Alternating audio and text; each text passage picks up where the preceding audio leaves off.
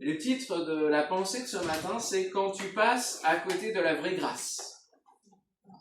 Est-ce que vous êtes conscient, et peut-être pas justement si Dieu nous parle ainsi, c'est qu'on n'est peut-être pas assez conscient de la plénitude du divin qui peut se manifester en nous au travers de nous.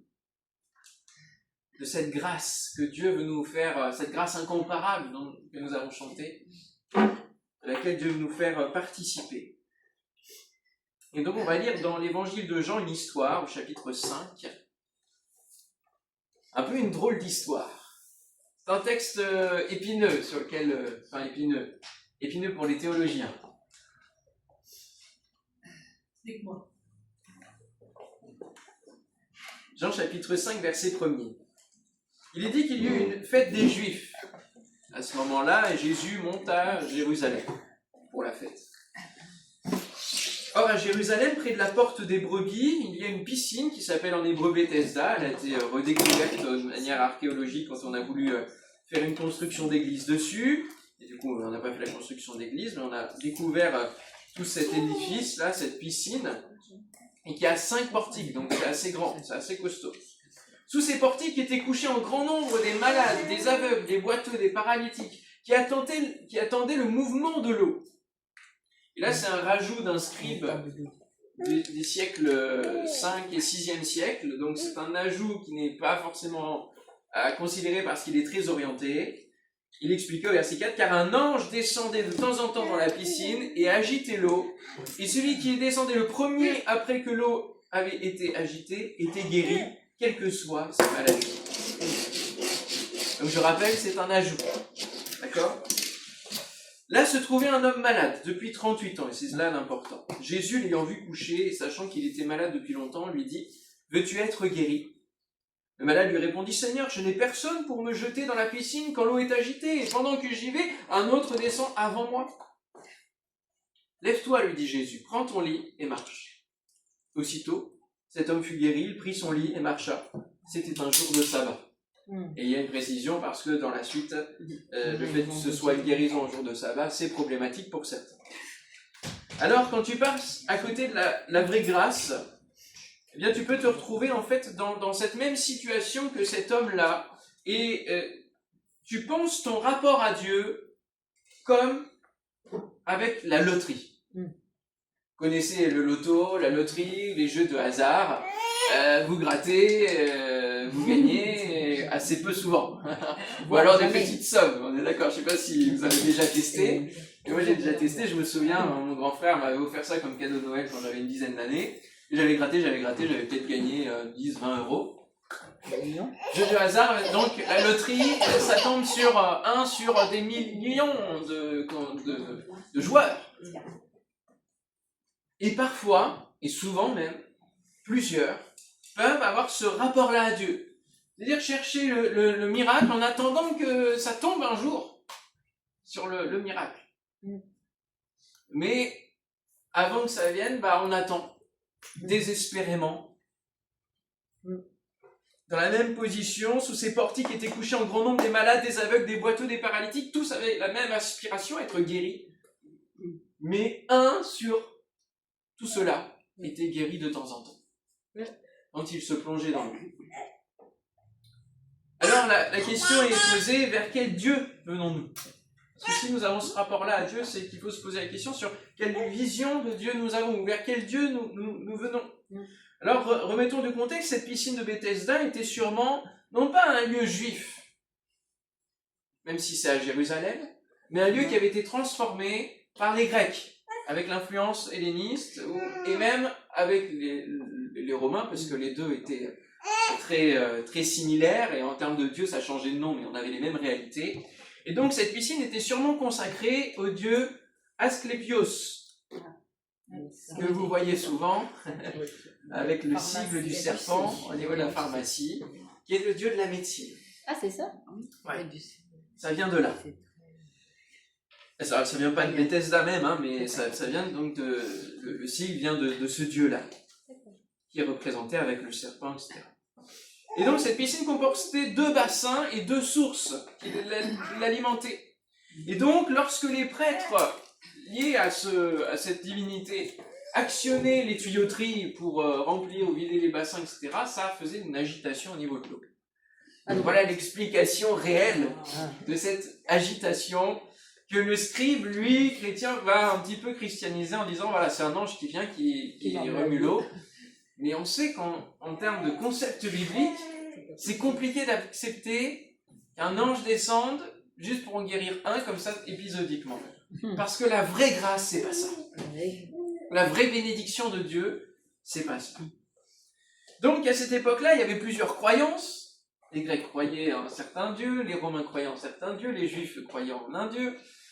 Il y avait plusieurs croyances, et puis il y avait aussi des manipulations, des manipulateurs. Et donc là, c'était véritablement quelque chose qui était de l'ordre quand même d'une certaine manipulation. Et dans mon voyage en Turquie de la semaine dernière, on a vu aussi qu'il y avait certaines manipulations dans d'autres lieux. Il y a des sources et des sacrifices, et on faisait croire des choses aux gens en les amenant à faire des choses pour leur Dieu, et ça rapportait à d'autres. Voilà, parce que bien souvent c'est cela, ça rapporte. C'est cela qui crée la manipulation. Aujourd'hui encore, on a plusieurs croyances de part et d'autre, et de la manipulation aussi, et encore la recherche de profit sur la bonne foi des gens. L'important, c'est de se fier au Dieu de la Bible, et de pouvoir poser comme base pour notre foi la Bible, qui est la parole de Dieu. Et je dirais même, si c'était un ange du Seigneur qui venait de temps en temps, eh bien, il y a une autre réalité que Jésus veut nous faire connaître et veut faire connaître à cet homme-là. Et à tous ceux qui vont voir la scène se passer, de guérison. Alors êtes-vous dans l'attente du ticket d'or? Beaucoup ont véritablement ce rapport à Dieu, comme celui des malades qui attendaient depuis toutes ces années. Parce que nous sommes tous plus ou moins blessés, amochés par les épreuves de la vie, bloqués et limités sur plusieurs plans.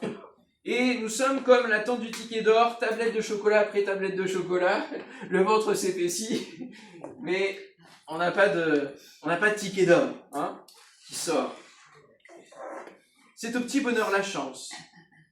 C'est attendre que le miracle nous tombe sur la tête, attendre de pouvoir guérir, attendre de recevoir une bénédiction. On se tourne vers Dieu, mais dans l'objectif d'avoir seulement cette bénédiction-là, on n'attend pas d'autre chose de lui. Et pourtant, c'est là qu'il faut comprendre ce que Jésus va changer. Qu'on le veuille ou non, on sait et on sent qu'on a besoin de quelque chose qui nous manque.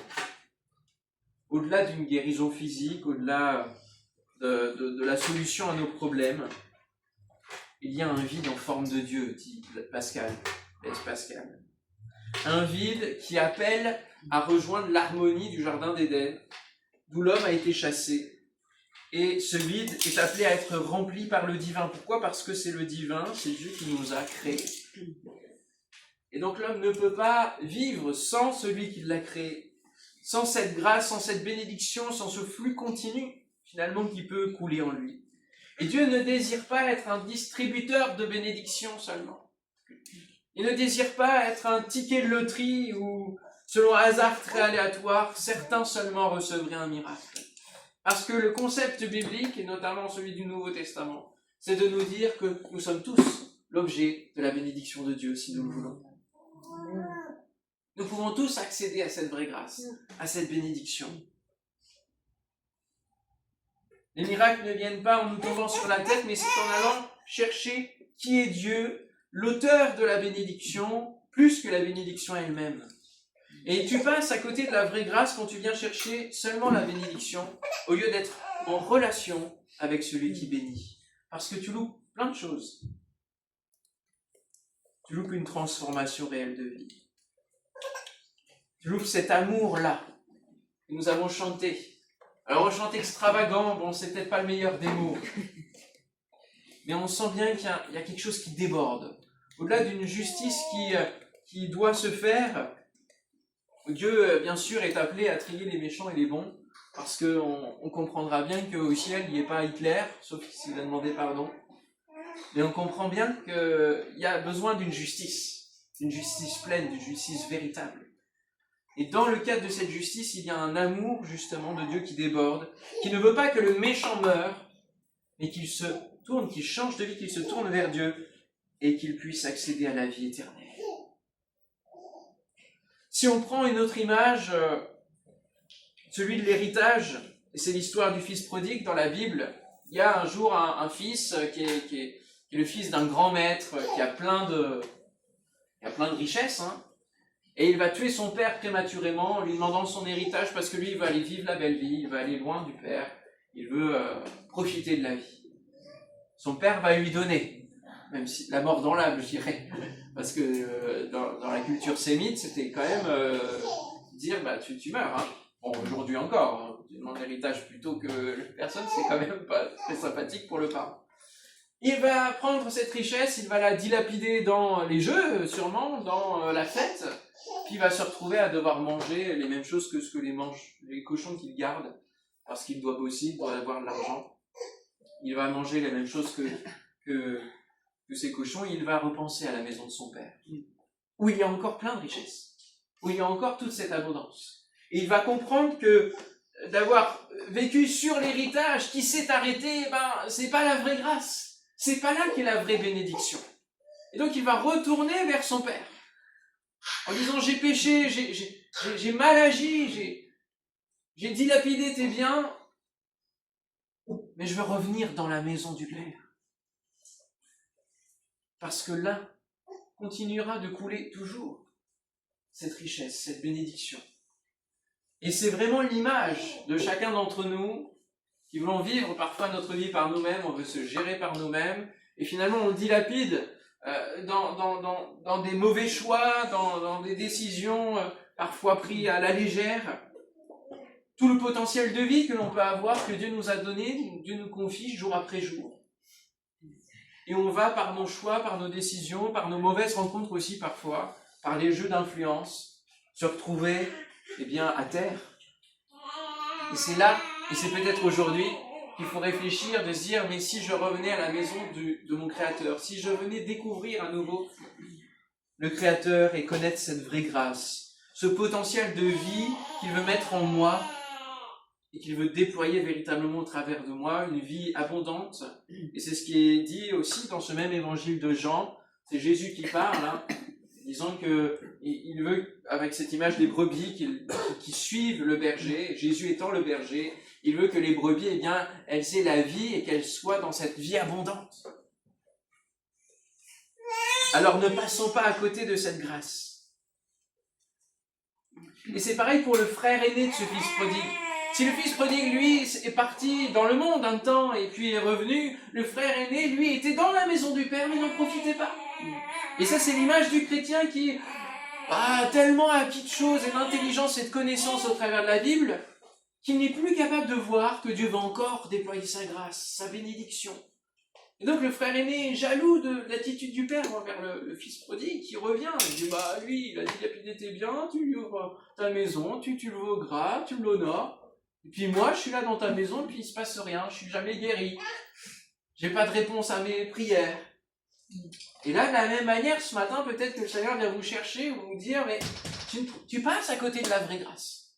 Tu te plains et tu passes à côté de la vraie grâce.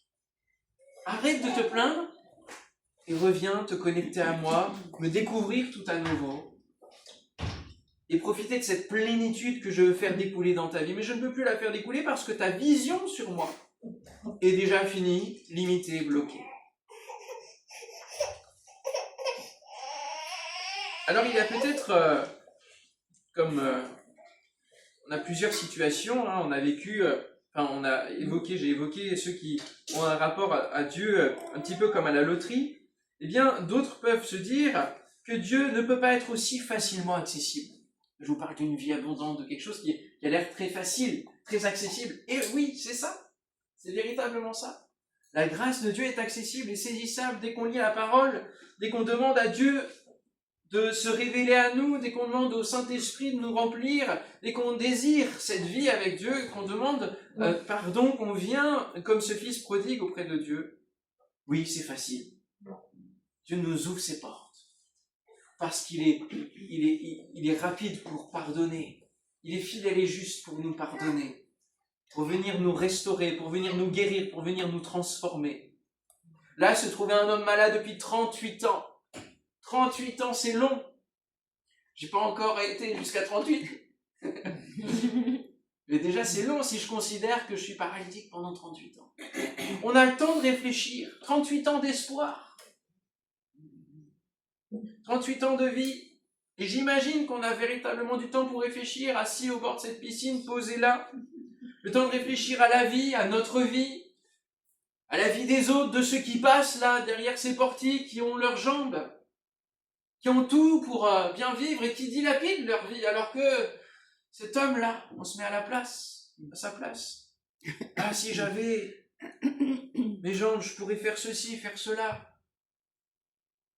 Quand on est arrêté au bord de notre vie, c'est le bon moment pour se dire comment je ferai les choses autrement, par rapport au passé, par rapport à mes choix passés. Et peut-être revenir sur des concepts que l'on avait développés dans notre vie et qui n'étaient pas forcément les meilleurs. Temps de réfléchir à ce que l'on aurait pu être, à ce que l'on aurait pu faire, ce que l'on pourra être, ce que l'on pourra faire une fois que la bénédiction est là. Nous avons des moments comme cela, où nous pouvons nous poser pour réfléchir aux choses essentielles et puis revenir aux choses existentielles. Et parfois, le travail est une fuite en avant pour ne pas réfléchir, parce qu'on est confronté à nous-mêmes et on ne veut pas. On fonce tête baissée, année après année, ça passe, et on ne se pose jamais. Jusqu'au jour où viendra le moment de la mort, où nous comparaîtrons devant Dieu, et ce sera peut-être le moment qui sera trop tard pour commencer à réfléchir. C'est maintenant que la Bible nous invite à réfléchir. C'est maintenant que Jésus vient et s'approche du paralytique. Il arrive à son niveau et il lui pose une question, excusez-moi, une question bête. Veux-tu être guéri 38 ans d'espoir et une question comme cela, veux-tu être guéri? Mais c'est qui toi pour me poser une question pareille? C'est pas possible, tu vois pas mon état, bien sûr que je vais être guéri. Et ce qui est étonnant, c'est la réponse de cet homme qui ne va pas lui dire oui, je veux être guéri, ou non, je vais rester là tranquillement jusqu'à ma mort, non, j'ai pas envie d'être guéri. Mais vis-à-vis de cette question-là, cette question elle est importante, parce que Dieu il va la poser à plusieurs personnes, Jésus va la poser à plusieurs personnes, Dieu va la poser directement à Adam et Ève qui se cachent dans le jardin après avoir désobéi, après avoir péché, après s'être séparés de Dieu, il va dire, où es-tu? Il va le chercher. Et on l'a chanté, cet amour-là, il nous poursuit, il nous cherche. Dieu nous cherche. Dieu vous cherche ce matin. Il vient vous titiller, il vient justement dans ces retranchements dans lesquels vous ne voulez pas aller.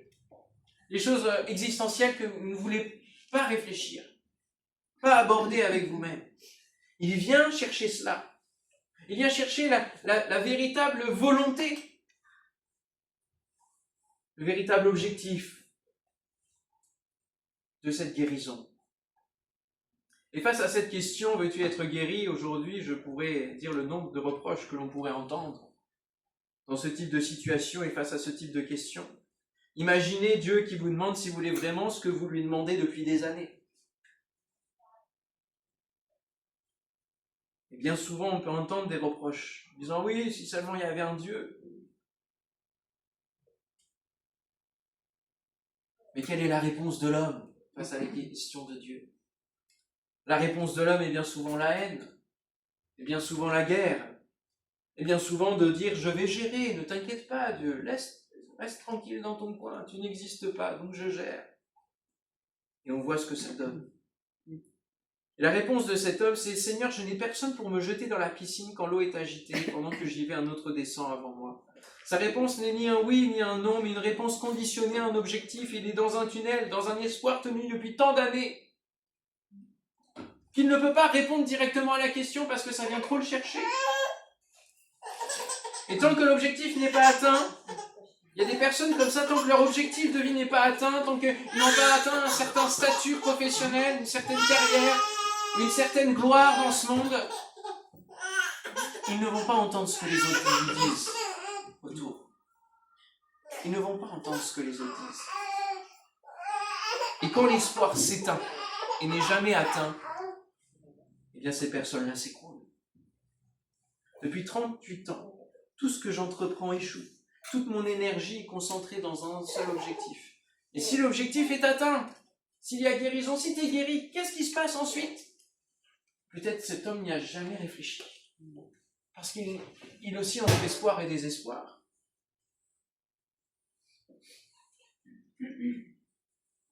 Comme cette femme qui vient puiser de l'eau à l'heure de midi parce qu'elle a honte, parce qu'elle n'est pas mariée avec son dernier compagnon et elle a connu déjà plusieurs personnes avant elle, etc.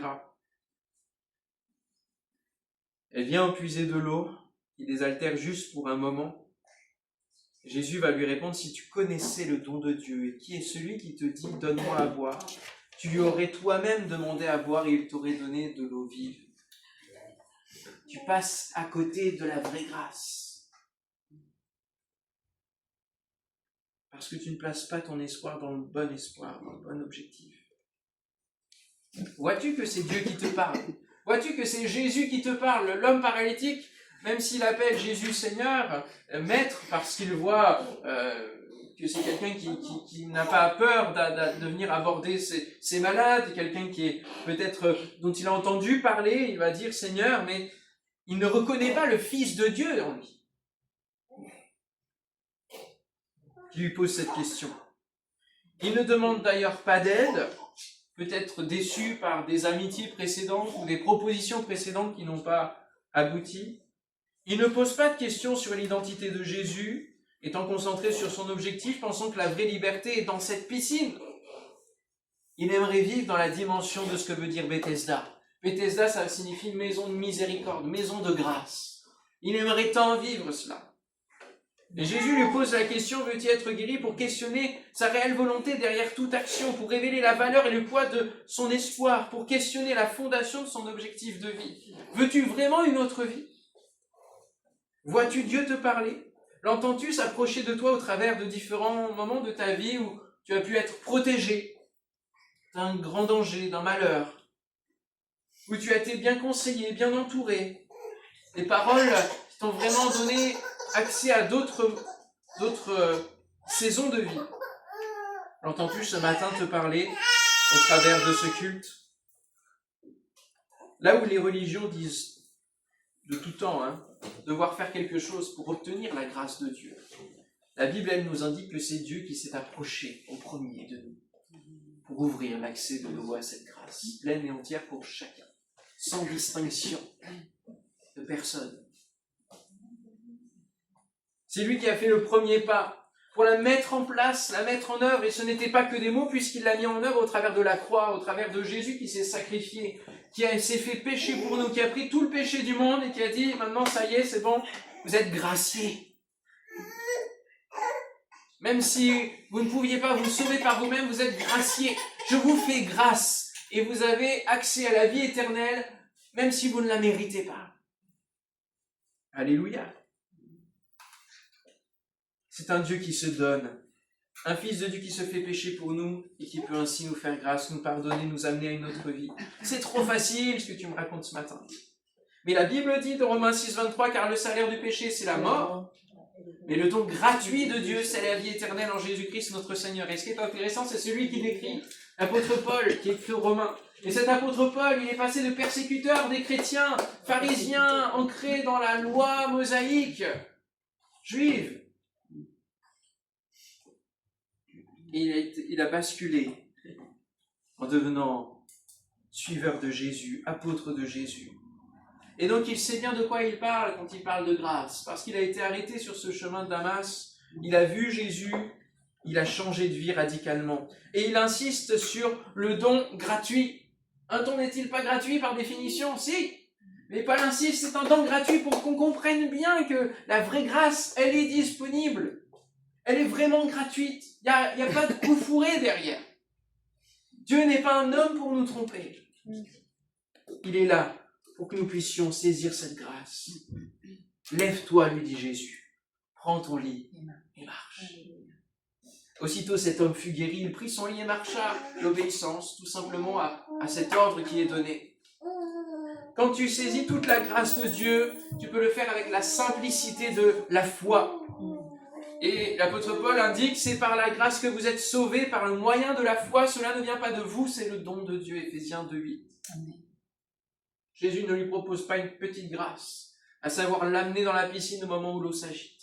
Il lui propose plus que d'être guéri au hasard. Il lui donne accès à la guérison maintenant, tout de suite, à la seule condition de suivre ce que Jésus lui dit, prends ton lit et marche. S'il n'avait pas pris son lit, s'il n'avait pas marché, il n'aurait pas été guéri. Et ce que la Bible nous invite à faire pour connaître cette vraie grâce, c'est juste suivre ce que dit la Bible. Avec la foi, croire que c'est la vérité et que nous pouvons véritablement avoir une vie qui vaut la peine d'être vécue. Cette histoire amène la dimension de la nouvelle alliance en Jésus. Alors que l'accès à Dieu était assez réglementé par le principe des sacrifices dans le temple, Jésus, par son sacrifice propre, permet l'accès direct à Dieu par lui en tout temps. Même pendant le sabbat, là où il n'y avait pas le droit de faire quoi que ce soit, n'importe où. Donc, peu importe où nous sommes dans le monde, nous pouvons accéder à cette grâce. Nous pouvons accéder à Jésus. Et quelles que soient les circonstances, dans des grands dangers, comme dans l'abondance, nous pouvons accéder à Jésus. Jésus propose, en mettant son Esprit Saint en nous, de mettre le divin en nous et nous amène à cette harmonie tant recherchée. Et l'évangile de Jean démarre avec ces versets dans le chapitre 1er, versets 16 et 17. Nous avons tous reçu de sa plénitude. Est-ce que vous êtes dans la plénitude? Et grâce pour grâce. Car la loi a été donnée par Moïse, la grâce et la vérité sont venues par Jésus-Christ.